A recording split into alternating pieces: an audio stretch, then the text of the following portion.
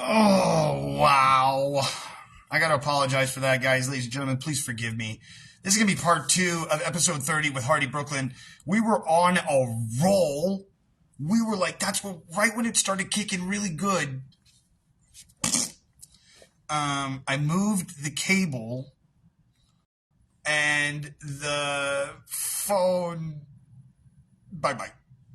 And I was able to run around in the meantime and grab my charger. That's my fast charger, so we're already now building, even while we're going live, which is good. And I need to apologize. I'm sorry. And we are going to move forward, and we are going to bring Hardy back in, and we're going to just do 2 parts, and I'll upload 2 parts to YouTube. Yeah. And that'll be what we do. Okay. So, Hardy should be coming back any second now. I already messaged him. And like I said, we were doing so well. For those of you who don't know who I am, my name is Paul Carpenter. I like to call this On the Other Side podcast. Hardy is back. I'll apologize to him as well. As we bring him back. What a great conversation we were having. Let's see if I can do this on cue. Here we go.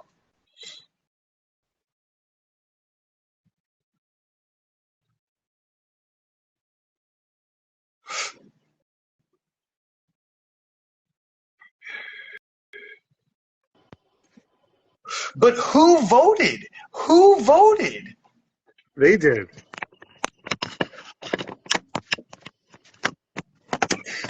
Right. I was talking about the people when they were about the last thing you were talking about, which was they were the ones that voted out the taxes, right?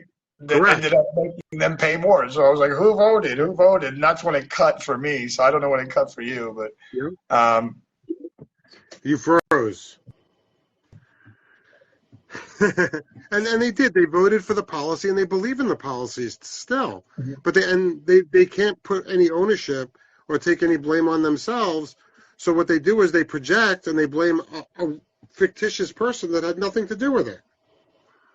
Yeah, all of a sudden it became the Democrats, but they were the ones who voted the thing in. Right. So it's like, how can it be the Democrats? You're the one who voted the thing in. Yep.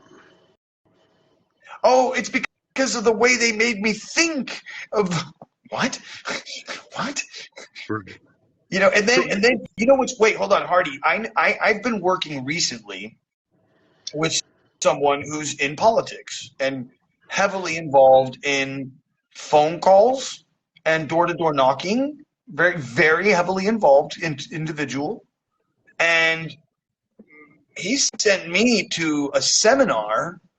Really, it was a sales call from a company, but man. And what they were offering these people who do marketing for, whoa, if I could have recorded it, is all I've got to say. Like, whoa. The things that they're like, we can not only gather certain demographics specific of a type of, let's say, left-wing, right-wing, but then we can go into like 30 different bilateral things that connect to that thing, how heavy they're involved, how influenceable they are, which direction you want to push them. It's like, so then I go back to like, are you sure that these people voted for themselves, or do you think these people were using those techniques to get them to vote, and then they're pissed off and then they blame the Democrats? And that's more of like what it is. It's basically persuasion and techniques.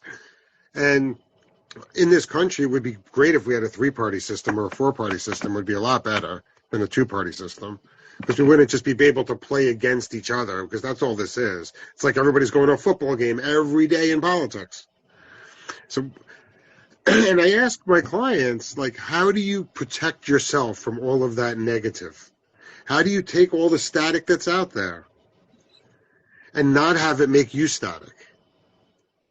Because when I have conversations with people, the people like me and you that have understood it and understood that there's Republicans have a policy Democrats have a policy. But then there's individual people in each of those parties that have their own agenda that a lot of times it doesn't even align with the policy or the agenda of the organization. But because the way we do marketing, the way that we play across fear, the way that we idolize people that shouldn't be idolized, we end up going down roads that are not of our own choice, that we've been manipulated to go down, and we don't want to admit it. A lot of people know it and are aware of it, but they can't admit that they were that stupid or they made that mistake. So I have a friend. Sorry, I have a statement that I say, I don't get angry at a blacksmith's son for being a blacksmith. And what do I mean by that? I mean it like in the ultimate term, like if I were back in like the 1400s, I don't know, whenever there was blacksmiths, right? Whatever. And some kid at 15, while his dad was teaching him to be a blacksmith the whole time, just says, "Hey, dude, screw you, Dad, I'm out of here." And he just runs off. That entire town is demolished in like a fucking 10-year period when his dad dies and nobody's there to fix the tires. Nobody's there to fix the or put the metal that goes in the ground. I don't know, whatever. I don't know, farming. But I'm fucked at the end of the world. But you know what I'm saying? Like that town would be obliterated. Yep. So on some level, like when I see family members who are like, "Oh, my family was a colonel, and my dad was a colonel, and I'm on the way to being a colonel," you know, like, and the same thing with Freemasonry, or the same thing with, I don't know, being I don't know, what do they call them, a trustafarian or whatever they are, trust kids that just like, lose it. And they're like, I'm just going to do whatever with my life and just not be involved in the system, or be like the guy who's Procter and Gamble's son. He made a movie called Thrive. Did you ever see that movie? No. Oh, really dope documentary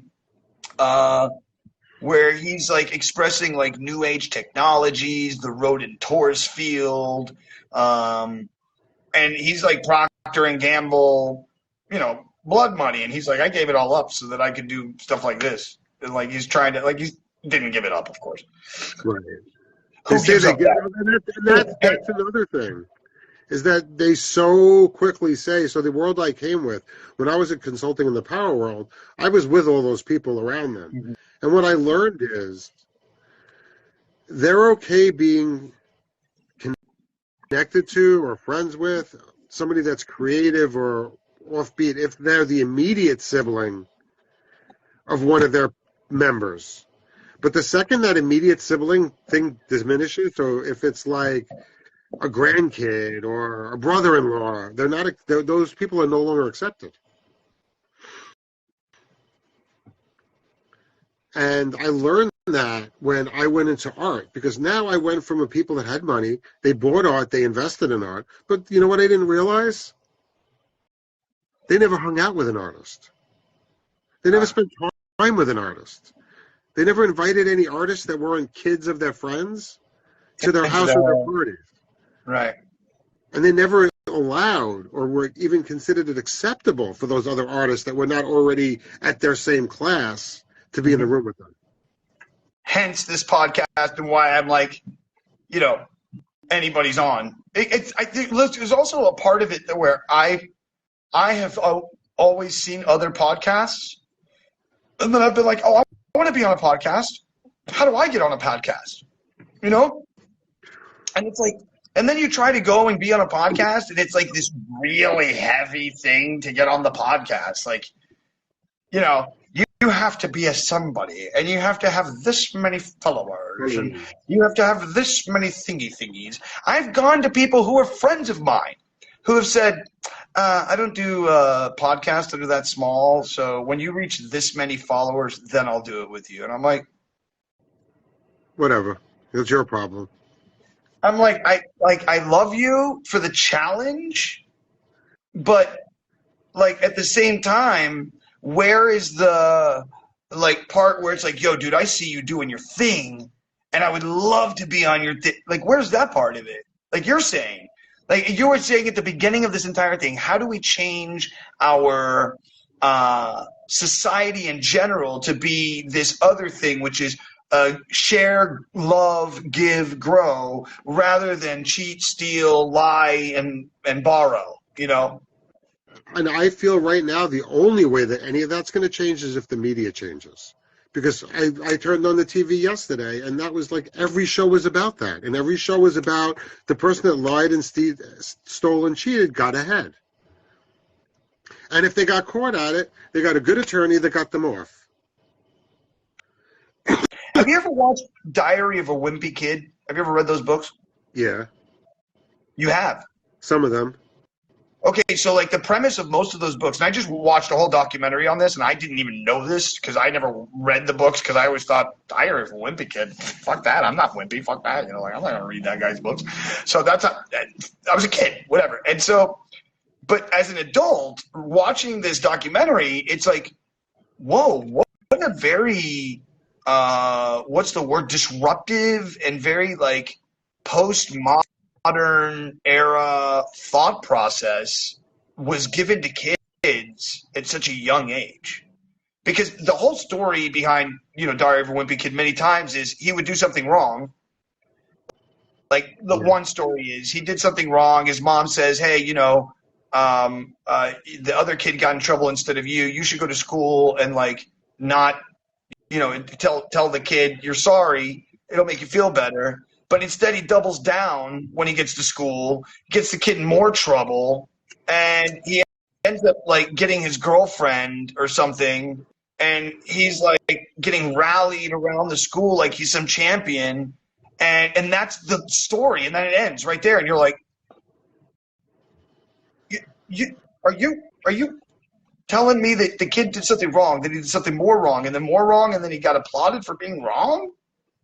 That's the story? And yep, that's the story. And many times it was a very like subversive kind of manner that he did this, the writer, in Diary of a Wimpy Kid. So like a reason that I bring that up is because I feel as though there's another documentary that talks about how Marxism and the idea of breaking down the family and bringing in this idea of communism through socialism is all being fed to us through these different manners of things that you're talking about, through this media that's coming to us both left and right, right? I think a lot of people, I ask people, have you ever studied, even go watch a YouTube video that's like 10 minutes long on the entirety of what happened from the beginning of Rome to the end of Rome, and how many times that thing fell and rose and fell and rose and fell and rose, and how it fell and rose at certain times where, we are almost living it like picture for picture right now, where we open the borders, we let everybody in. This is part of that Roman era where it just goes right after that, bro. Yep. And there's a whole bunch of people in the streets that are saying, oh, we should feed everybody, and then, oh, we should give everybody a certain amount of money, and Cricket Moon jumps in and says, yeah, it's been happening for years. I know, that's what we're talking about. Like, that's the point, is that this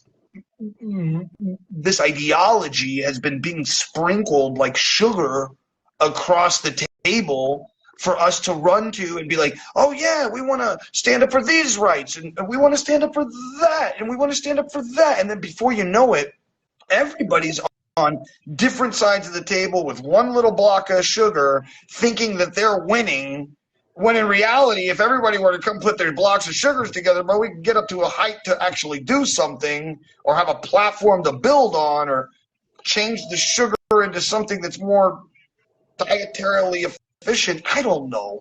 You know what I'm getting at, right?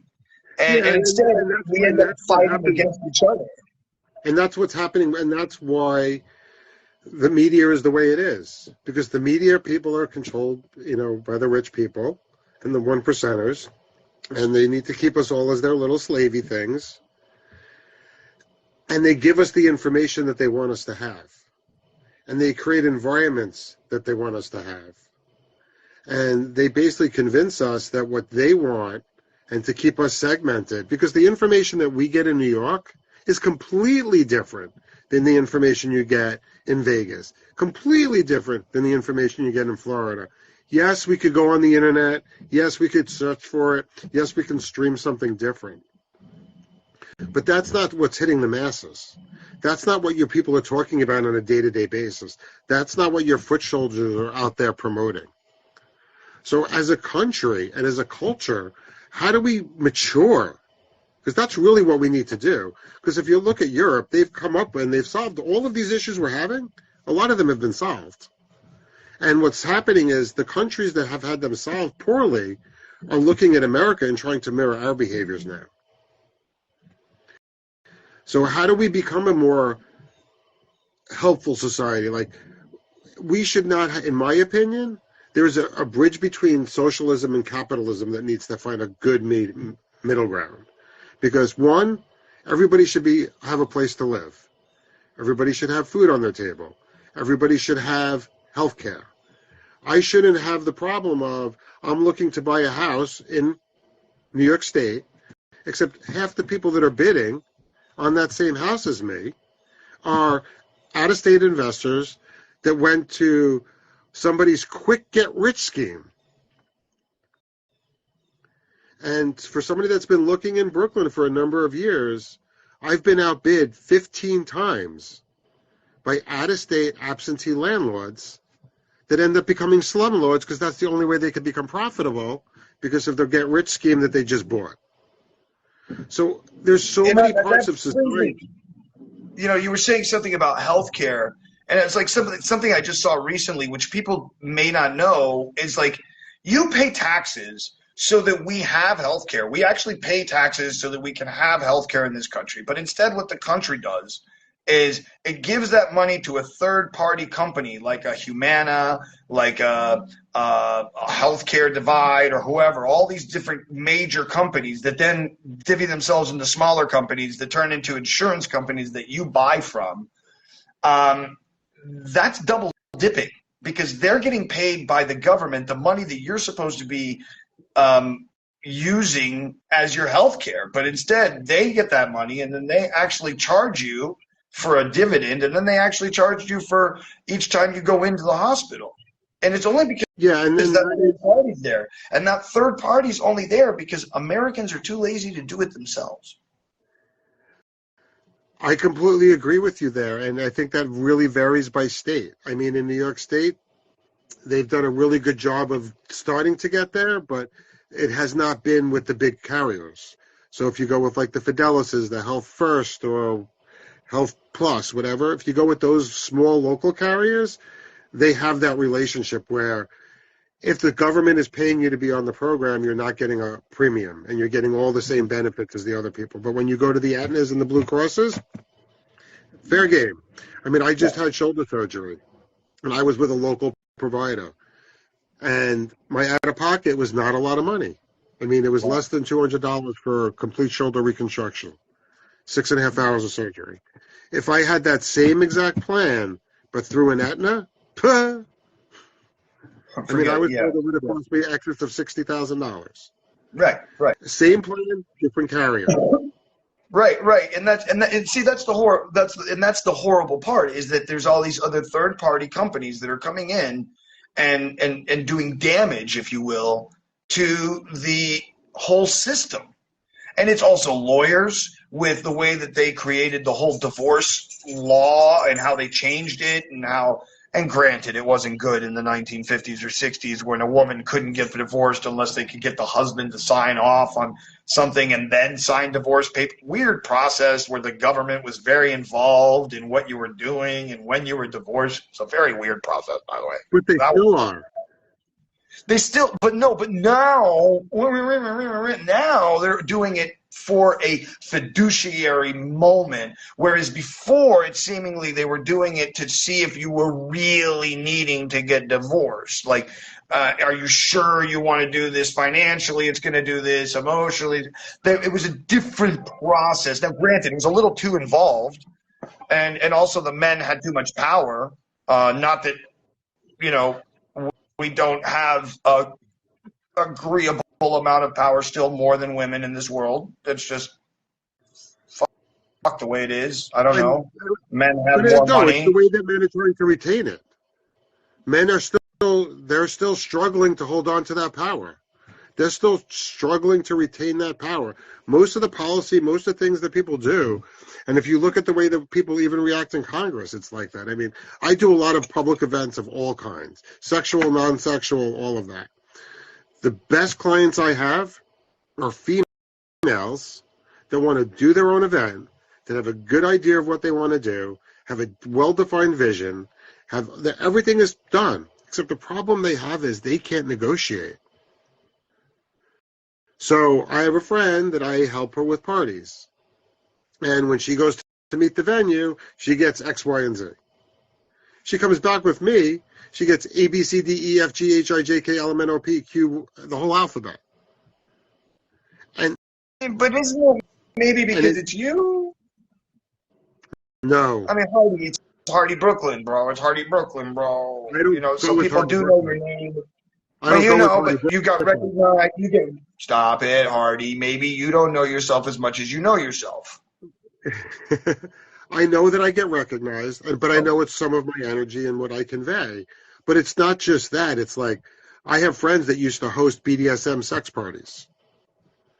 And when they would host them, even though that they were very reputable female dominatrixes, their attendance and the behavior at the parties was much better when I was present. Once again, isn't that kind of like? This was And I'm not before I trying to was be Hardy weird here. Brooklyn. I'm not. No. Hold on. I'm not trying to be weird here.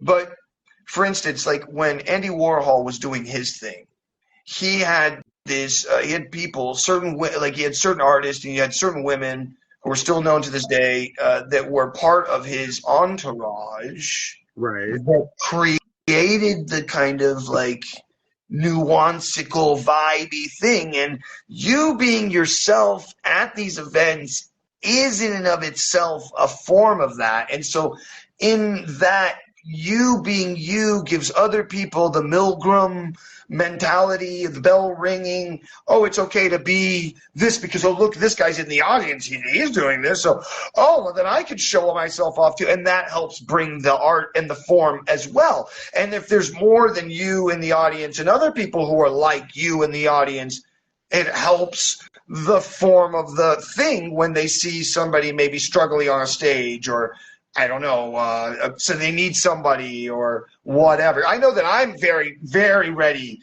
when a comedian laughs at me or a magician wants me or I'm ready to go. And I'm fully ready to do whatever and be fun and have fun and let's be stupid and hypnotize. Sure, I'm dead. I'm good. What? Up, okay. Play a flute, whatever the fuck you want. I don't care. Out of my butt. Right. You know,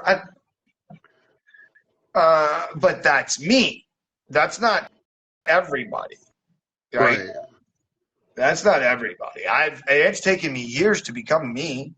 I remember when I was a kid, I was shy, introverted. I walked with the duck, and I forced myself to learn how to I literally forced my legs out every day just so I could do this. And still to this day, I have a slight this when I walk, and when I'm walking, I try to fix it. I think it's just because my bones are weird, but whatever. Because I have an indented sternum here. I don't know if you see this, but this thing right here. Let me tell you, for years, I would wear T-shirts as a kid in the pool, which was stupid because as soon as I got out of the pool, what would happen? It would stick right to the thing. Yeah. And then I'd be over here trying to pull the shirt down, "Hey guys, what's up? Hey."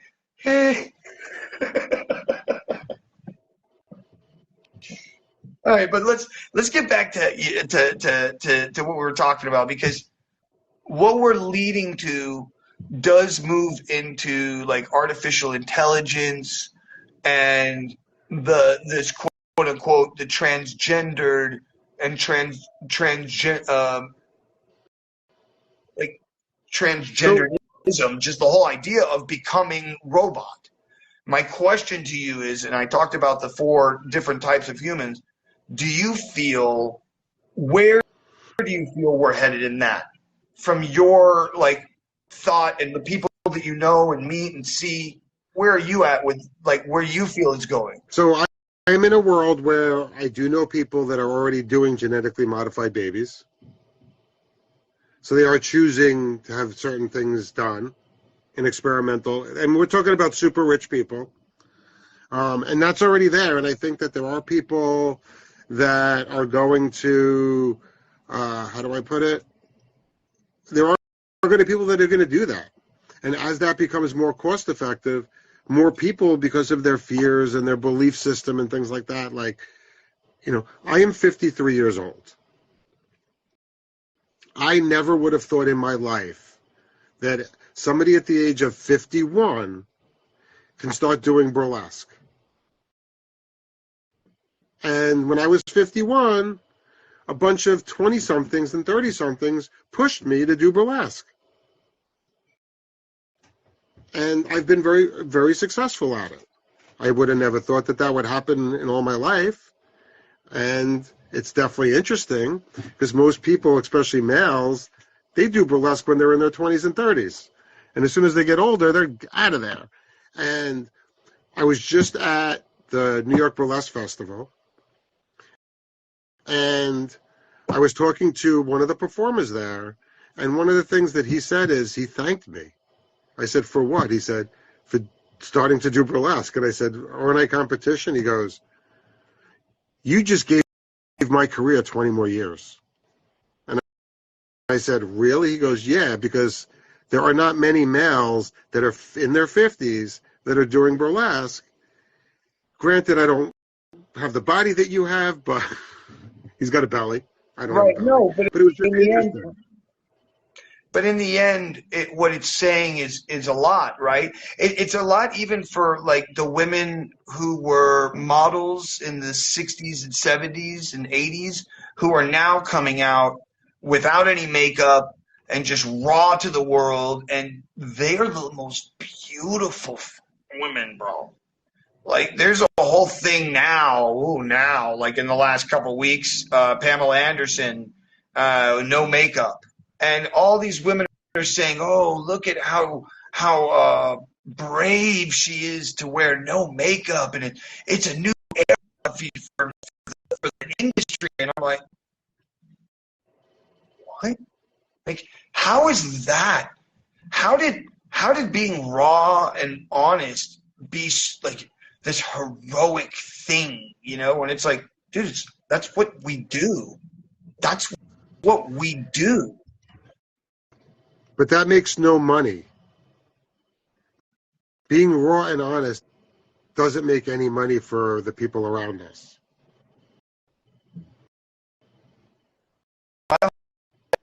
And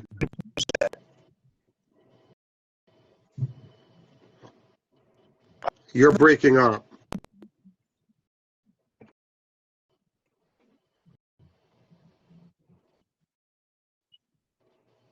Am I there now? Yes, you're back on the regular stream. Okay, cool. Sorry, I don't know what happened there. I didn't touch anything. So let me check my and I have 6%, so I'm going up in power, so that's good. Things are better now. But what'd you ask me? I'm sorry. What I said was, I forgot. Now I'm off. I forgot. What were we talking about? Man. Oh, Brooklyn. Oh, it was perception of extending the career of the person. Yes. And then I talked about how did we get to a point where that is like what he's saying to you is just being older, and granted he has a little belly, whatever, but maybe that could be his thing for years and he needs to get a bigger belly as he gets older. Who knows? I'm just saying, maybe that's a thing, Right. If he does it right, he can make it part of his routine, whatever. Right. I mean, it was interesting, though, because he thought of burlesque as something that was going to end when he turned 40. He thought this was like something he was going to do when he was just become an audience member. And now he's like, I have years that I can go. He's like, I can go to 53. You're doing it. Why can't I? Why can't I? Well, there's lots of older women who were burlesque dancers, in the 50s and 60s that are still doing it today, that are But that's phenomenal women. performers. Huh? That's women. Yeah, but were there many burlesque men at that time as well? So Weren't they more like... I've been following the burlesque scene for probably about 30 years. Okay. And my typical, all the males that were performing that were in their 20s and 30s when I was going, they don't perform anymore. Now, when you say performers, you're not talking about like side bits like a magician or this, that, or the other. You're talking about straight people who are actually doing a burlesque bit in some way, shape, or form. Right. Like, so for instance, what I would do is I would go to a venue and I would have a performance and I would be one of, let's say, 6 or 7 performers. And I would have my 4 minutes of fame or whatever the song length is that I picked. And then somebody else would come on and do their thing. And for drag, yes, men stay around, but not for burlesque. Because there's a perception of the older male body, and whatever that perception is. You don't get undressed on stage at all. Me? When you do your bit, like you're not naked at the end? There are some bits that I go completely naked, like full on everything, and then there are some bits that I still have a thong or shoes or something. It depends on the bit. Okay, right. Well, of course, right. Not all bits are the same, and not all venues are the same, and so on and so forth. But yeah, that was my bit. I thought if you're doing burlesque, well, you're supposed to be naked. So is there like a ring or like a sock, and you go ooh, helicopter or something? I don't know, like the girls do with the boobs. That's what I would do. Shit, if I was doing burlesque, I'd be like, I'd dress up like an army man, and then I would paint my whole back end to look like a helicopter. That's cool. That'd be a cool like the bottom of the helicopter, so that this would be the top, and maybe this is painted like the top of a helicopter, and then this would be my propeller, and then I would put a propeller on my penis and fling it around in a circle, and that would be my bit. That's an interesting bit. And maybe I do that to the song what's the song? So why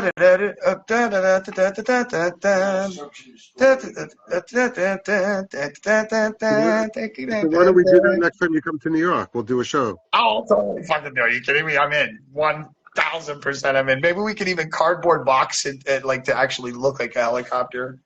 And I'm just dressed as a helicopter. Yeah. I want to do a song that says maybe start wearing. Show my landing gear, like I pull it out and its landing gear has tires that are on the side or something. That would be silly, like Transformer type. Super fun, cute. That would be great. I'm totally in. And I would totally do that. I would totally. I have a perfect compliment. I want to do an act called "Start Wearing Purple," where I basically start coming in like regular clothes, and I take all my clothes off and I put a purple morph suit on. And then that's the end of the show. That's it. You're purple. So now you're purple. Right. Nice. So I go from fully dressed to naked to a purple morph suit. Oh my God. You would love this. I have a bit that runs in the same scheme as this, but it's and I haven't done it. I talked about it, I think, on another podcast, but Portishead, the song Glory Box. I'm so tired of waiting, playing with this bow and arrow. I want to give my heart away, live it to the other girls to play. Because you know the song, right? No. Give me a reason to love you. I'll play it later. Maybe I'll recognize it. Yeah. Anyway, great song, but every time I've ever heard it, and if you read the lyrics, it's always made me think of a man who wants to be dressed up as a woman, because the song is I want to be a woman. Yeah, that would be a good act. So I want to do a whole music video of a guy who comes in off the streets, from a New York kind of Chinatown, hallway Okay. where you see the glass, like, you know, and he walks in and there's people still walking behind him, and he just walks in and he looks left and right before he puts the key in, and he walks into this room, and it's just this place where he goes to play dress up. I And would he's do there that having too. this like conversation with himself through the lyrics while he's putting the makeup on, but then he like, you know, gets upset and he rips off the clothes and he's just angry at himself, and then he's standing in front of a breathing mirror, the third verse, and the dress is riding up him while it like so it looks like it's floating up and going on to him when actually it was just pulled off backwards and dropped. And then while that's playing, the backwards is playing forward. The cut out his face is singing the words forward, and then the end of the song, he's walking out of the room, and you know the room and the camera fades to the left, and that's the idea. Yeah. So when are you going to be back in New York next? Let me know. So, the weird part of my life is that it's always been like the movie Kung Fu or the TV show Kung Fu. I'm not a TV guy, but okay. So, I think it was Cassidy is the guy. Was it James? What was this guy's name? Very famous. He was also a martial artist, but the story was that he would go into a town and he would be directed there from the last town that he was in, and he would help somebody from some kind of thing, and he would use his kung fu, pow, pow, pow, and then all of a sudden he would, as the end of the episode came, they'd tell him, oh, Carradine, and then he would go to the next town, and it was kung fu, you know, and the next episode would be there, and you know, whatever. It was a show from the 70s, but I've always felt that my life has been that, you know, like I get kind of placed somewhere, and inevitably within that placement, whether it's being on the street and meeting somebody or being there because the person needed me to be there for something, I don't know what that is. Like, it could be whatever, from help me build a pond to help me build a pond. What the fuck, you know what I mean? So then, never know where I'm going next. I had plans at the end of this vacation in Vegas that I'm in right now to go to like Georgia, to go live at a place called Camp Reggae. Shout out to Camp Reggae. And the Natty Lovejoys is the name of the band, and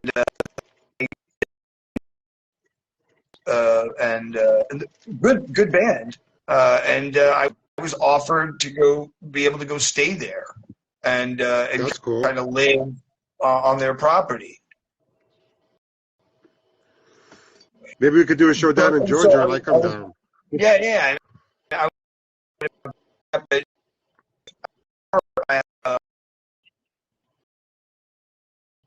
Instead of being able to go do that, I have to go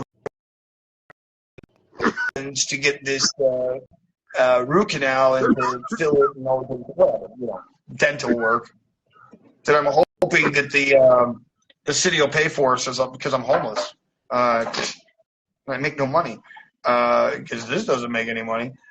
Even though people send me, stop it. I've made a couple dollars, and I'm not trying to be disrespectful towards anybody, but people have actually sent like stars, which is equivalent to 100 stars is equal, I think, to 99 cents, basically. So when someone spends $4, they get 500 stars or something like that. I don't know what stars or something. And then they deal them out to whoever they find funny or quirky or whatever it is, And but other than that, like, I'm not making money off of my views, like off of, like, I've looked in my back end. It's like 50 cents for like, and again, I don't have a lot of views either. What do I have? 100, 200 views per video. But for me, it's not so much about that now. It's about all of the videos that I'm posting on YouTube. If somebody looks up your name in the future with any of the bio information that we talked about, this video is going to pop up. Right. 100. You know what I mean? Great. Yeah. So You know, and it does. Like I've seen it. I've seen it with me when I've done other people's podcasts, and I just search my name. It pops up those videos immediately, and I'm like, oh, that's crazy. Like I didn't even remember this one, and I watch it. Oh, You know, believe so me, that happens to me all the time. yeah. So I, you know, so yeah, you know, that's just the way this thing works, and that's so for me, it's longevity form. If I do, like in the podcast world, they say that most, I think 72% of podcasts never get past 100. And out of those, most never make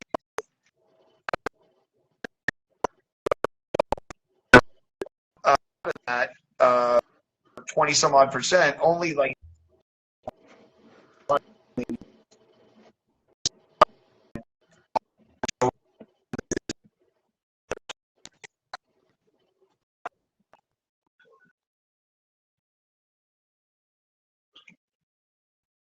So where are you working on any new projects here as of lately, or something that's like, I don't know, simmering in your.